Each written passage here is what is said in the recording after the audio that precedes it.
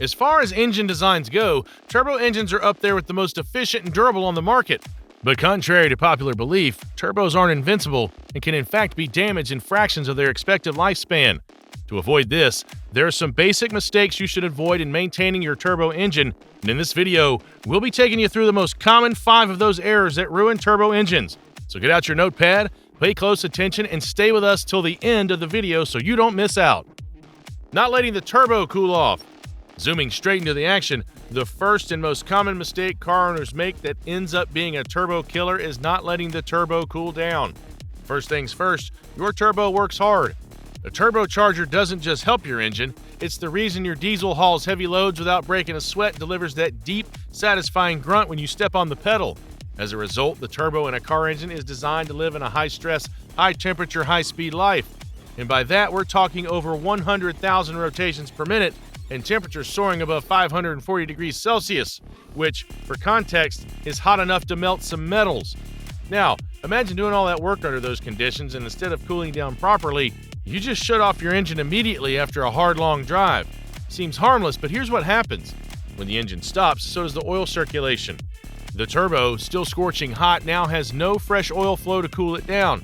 The remaining oil inside it sits, bakes and burns, turning into a thick, sludgy mess that clogs up the delicate turbo bearings. This nasty process is called oil coking, and if you keep doing it, your turbo will start suffering from restricted lubrication, overheating, and finally total failure. Turbo failure is not cheap. If you think changing a timing belt is expensive, wait until you get a bill for a new turbocharger plus labor. And that's assuming the damage stops at the turbo itself. If the cooking gets bad enough, it can send debris through your intake, straight into your engine, causing even more destruction. So, what should you do? Let your engine idle for at least 30 to 60 seconds before shutting it off. This gives the turbo time to slow down and cool properly while oil circulation is still active. If you've been towing, driving aggressively, or climbing steep terrain, let it remain idle for 2 to 3 minutes. And if you're too impatient for all that, take a trip to the automobile parts shop and ask the attendant for a turbo timer. This timer is a small electronic device that automatically keeps the engine running after you remove the key, ensuring proper cool down without you lifting a finger. Wrong oil use. Up next on our list of the most common turbo-destroying mistakes is using the wrong type of oil. Here's a simple ideology concerning every device or machine with an engine that'd help you avoid a lot of bills and trips to the repair shop. Not all oils are the same. Sure, oils are lubricants which keep the moving parts of an engine in top shape, but oil isn't just about making things slippery. In the case of your car engine, it's what keeps your turbocharged engine alive. Use the wrong type, and you're setting yourself up for disaster. Consider the viscosity, because this is where a lot of people mess up. Turbocharged engines operate under extreme heat and pressure, much more than their naturally aspirated counterparts. That means they need fully synthetic oil that can handle high temperatures without breaking down. But what do some drivers do? They grab whatever's cheap, without checking if it's the right viscosity, leaving their turbos to suffer the consequences. If the oil is too thick, it struggles to flow properly, especially during cold starts. This delays lubrication, leaving your turbo vulnerable to friction and premature wear. If it's too thin, it won't provide enough protection under high pressure, breaking down faster and allowing heat buildup and increased metal-on-metal contact, which is a recipe for engine damage.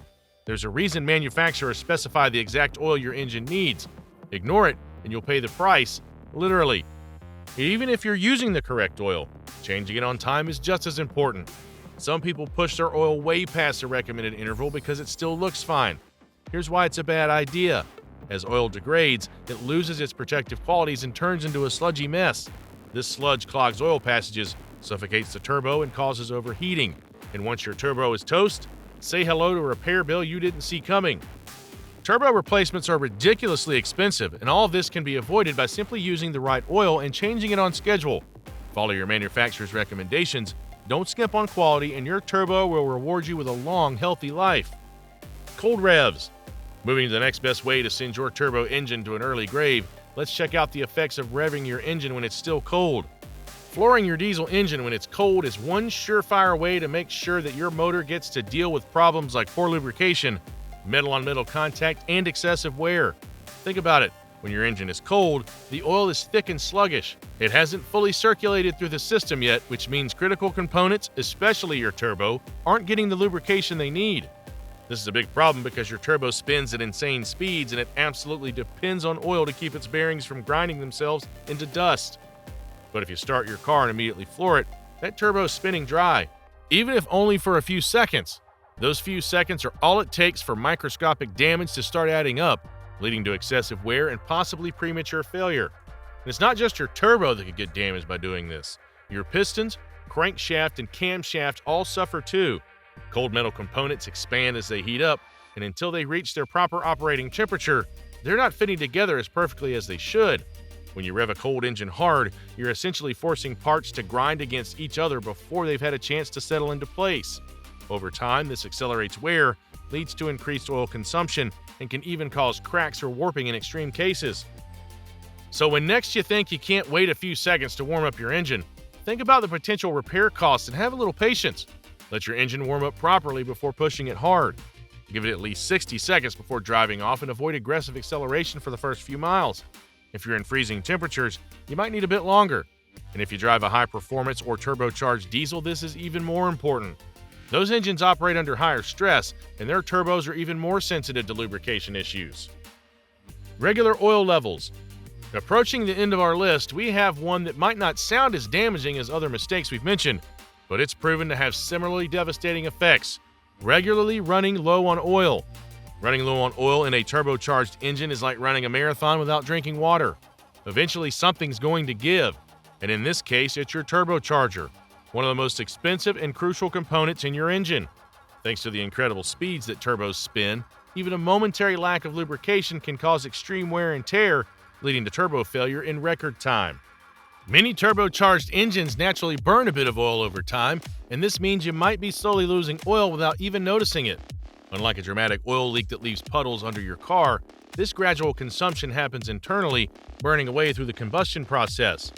If you're not regularly checking your oil dipstick, you could be running dangerously low before you even realize something's wrong. And once oil starvation kicks in, the turbo bearings, which rely on a thin layer of oil to prevent metal-on-metal contact, start to grind themselves into oblivion. The result? A turbo that starts making whining, screeching, or wheezing noises, followed by a loss of boost, sluggish acceleration, and eventually total failure. You already know that replacing a blown turbo will leave a canyon-sized hole in your pocket, so why not take the easier route? You can avoid severe damage to your turbo by checking your oil levels at least once a month, or even more often if you drive aggressively. Tow heavy loads or notice any signs of increased oil consumption. If you see your oil level dropping faster than usual, don't just top it up and hope for the best. Find out why. It could be a small leak, excessive engine wear, or a more serious internal issue. Catching it early can save your turbo from total disaster. If you're one of those people who would rather wait for their oil level indicator to alert them when they need to worry, you should know that it's only advisable for a couple of instances in a year. Don't make it a normalcy to only refill your engine oil when it's nearly dry because your dashboard indicators just don't come on for low oil levels. They come on for dangerously low levels. So just be proactive and make routine checks on the oil levels to prevent damaging your turbo. Turbo boosting. And to wrap up our list, one more common mistake that leads to engine turbos getting damaged real quick is boosting the turbo beyond its limits. Turbochargers are an absolute game changer. They take a relatively small engine and give it the kind of torque and power that makes towing, off-roading, or simply flooring it down an open highway feel incredible. But things can quickly go sideways when people get greedy. More boost equals more power, right? So why not just crank up the turbo, slap on a tuner, and watch your engine turn into a high-performance monster? Well, because reality doesn't work that way, and your engine is not a movie stunt car. Many enthusiasts fall into the trap of thinking their factory turbo is some sort of untapped goldmine of horsepower, just waiting to be unleashed with a few tweaks. And sure, modern engines are capable of handling a bit more boost if done properly. But what happens when you push things too far without the right upgrades? That's when you go from, wow, this thing pulls, to, oh no, why is there smoke everywhere, in a matter of seconds. The problem is that your turbo is designed to work within specific limits. It's not just about the boost pressure, it's about airflow, fuel delivery, cooling, and the structural integrity of your engine's intervals. When you slap on an aggressive tuner or crank the boost up without considering these factors, you're putting your turbo and engine under extreme stress. Overspooling becomes a real threat when the turbo spins beyond its safe RPM range, generating heat levels that are too hot to handle. This could even create a domino effect since extra boost means more air, which means your fuel system needs to compensate.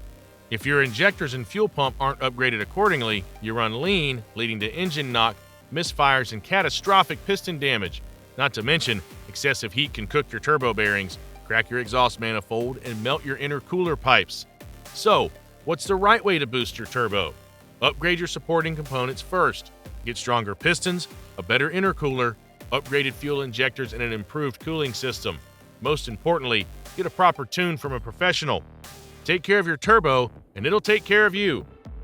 Have you ever killed a turbo? And if you have, how much did it cost you? Let us know in the comments. Thanks for watching. To enjoy more exciting videos, click play on the video on your screen, and don't forget to like, subscribe, and hit the bell so you get notified when a new video drops.